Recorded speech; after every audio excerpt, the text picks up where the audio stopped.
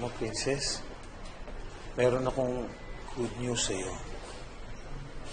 Ginagamot na ng mga doktor ang mama mo. Kailangan lang niya magpahinga at matulog. Nasaan po si Papa? Nagamot din po ba siya?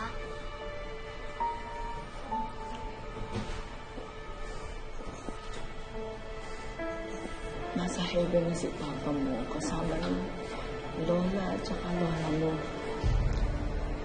Princess, kahit na wala na si Papa mo, love na love ka niya at hindi magbabago. Patay na ang Papa ni Princess.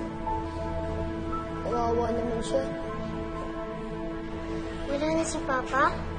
Pero po, pinasok po siya sa ambulance, di po ba? Ibig sabihin po, nandito lang siya. Princess, makikita mo rin ang papa mo. Pero hindi pa ngayon dahil nasa morgue pa siya. Gusto ko na po siyang puntahan ngayon na.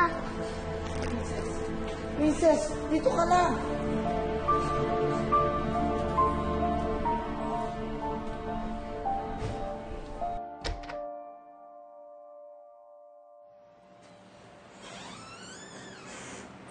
Iha, bawal ang bata dito. Wala ka bang kasama? Tumakas lang po ako sa amin eh. Gusto ko lang po kasi makita yung Papa ko. Nandito raw po siya. Ruben Sandoval po yung pangalan niya. Ako, hindi ka pwede dito, Iha. Sige na po, ipapakita ko lang po itong sunglass na ginawa ko para sa kanya. Nurse? Parang di po ba natutulog lang po si Papa? Hindi nagigising ang Papa mo. Wala nang buhay ang katawan niya. Hindi na siya gagalaw.